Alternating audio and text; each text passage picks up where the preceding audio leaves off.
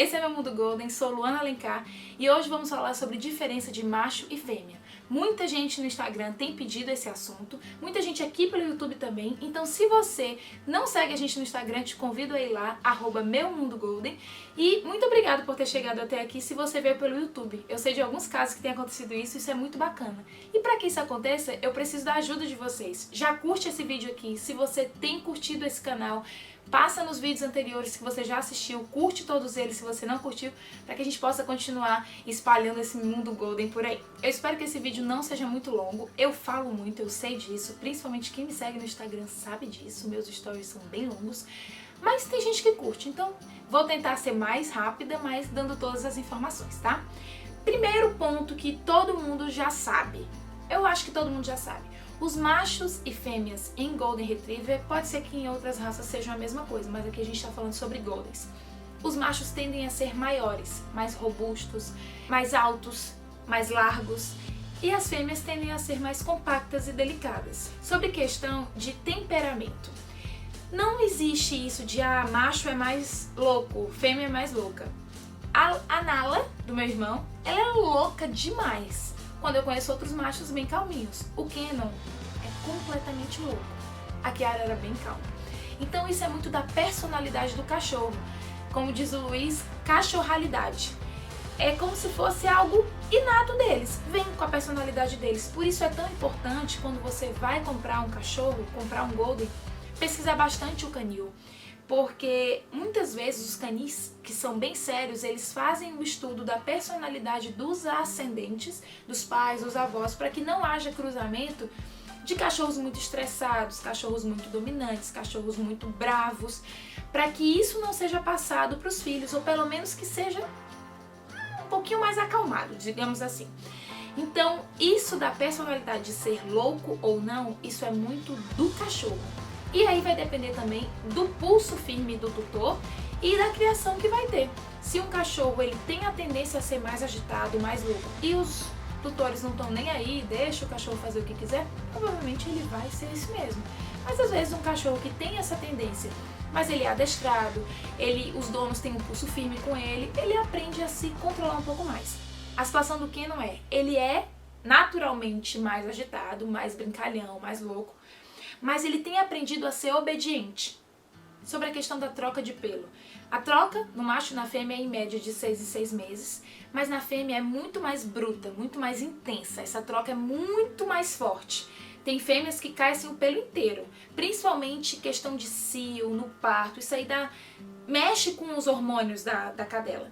Então a troca do pelo da fêmea é muito mais intensa. Você vai ter, se você tiver fêmeas em casa, a queda do pelo será muito mais forte.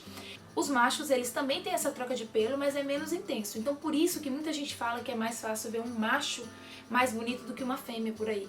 Porque essa troca influencia muito na beleza do cão. Então os dois vão ter troca de pelo, mas o da fêmea vai ser muito mais intenso. E também a questão da beleza vai influenciar o cio, o parto, tudo isso vai mexer com os hormônios, com o exterior dela, certo?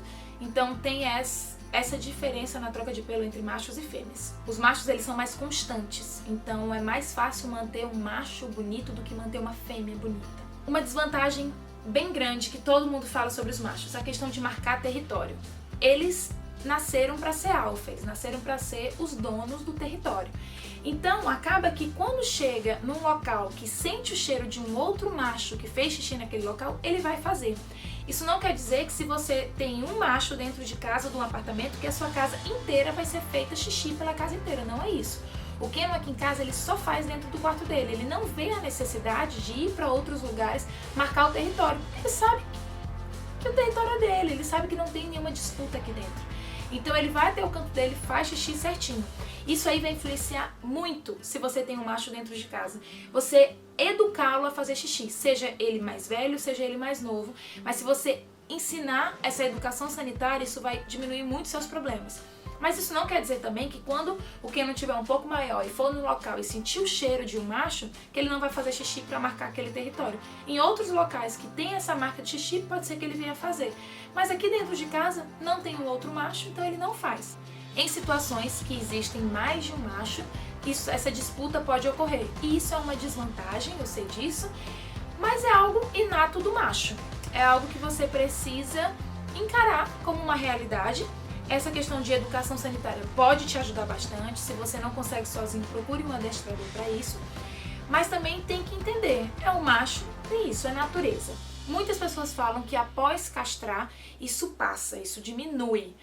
Eu não tenho como afirmar para vocês, até porque veterinários não têm como afirmar isso 100%. Então, se você acha que castrando vai diminuir isso, estuda bastante, conversa bastante. E se essa é a razão da sua castração, cuidado para não se frustrar, caso não haja esse resultado que você espera. Então estuda muito antes de fazer isso, tá? Ainda falando sobre a questão da loucura dos machos e das fêmeas. Isso aí, como eu já falei, vai depender muito também do estudo dos criadores para poder fazer cruzamentos de cães equilibrados e a tendência é que venham cães mais equilibrados. Mas se o seu cão é muito louco, macho ou fêmea, espera um pouquinho, vai vivendo, vai rindo disso, vai tentando não endoidar, mas normalmente vai até os 3 anos. Isso pode ser uma notícia boa ou ruim para quem tá ouvindo, certo? Mas normalmente vai até os 3 anos. A tendência é que quando o cão tá com 5 anos mais ou menos, ele vai ser um lorde, ele vai ser bem mais educado, muito mais inteligente, assim, saber as coisas, as regras, muito mais contato e intimidade com os donos. Então, quem tem cachorros muito loucos, vai tentando, se quiser adestrar, se quiser ir controlar de alguma forma, tendo pulso firme, mas chega uma hora que dá uma diminuída nisso, tá? Muita gente fala sobre a questão de apego e carinho com os tutores. Eu tive um macho e uma fêmea na idade de nenezinho, né? Kiara e Kena.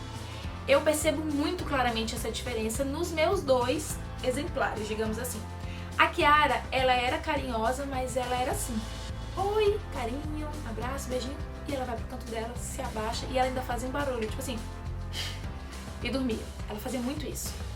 O Kenon, se deixar, ele tá colado em mim o tempo inteiro. Então muita gente, eu já conversei com muita gente, fala isso, que os machos são um pouco mais carinhosos, pegajosos, grudados. As fêmeas são um pouco mais independentes. Ao mesmo tempo, elas são mais delicadas e os machos são mais doidos, tipo assim, se taca em cima de você. Doido aqui que eu falo nessa parte de carinho, tá? Nessa parte de apego, de chegar junto. Pelo menos a experiência que eu tive é que a Kiara, ela vinha receber carinho com calma, porque não vem do jeito que tá e se taca em cima de mim. Uma desvantagem em relação à fêmea, o cio. Não é algo de outro mundo, eu vi um pouco com relação à Nala, do meu irmão, que é a irmã da Kiara. O dela, o fluxo era muito pequeno, mas existe aquela desvantagem de ter que passar mais ou menos uns 21 dias sem sair de casa para poder outros machos não ficarem em cima, como a vulva está um pouco mais exposta, não tem a questão de contaminação. Então é um pouco chatinho isso da fêmea entrar no cio e ter que ficar por vários dias presa sem poder passear. Ou então, se você vai passear com eles, ter o maior cuidado para outros cães não serem atraídos e ficar em cima. E a questão da fraldinha, né? Tem algumas fraldas para fêmeas, ou o meu irmão comprou fralda de neném mesmo, cortou o espaço do rabo, colocou na Nala.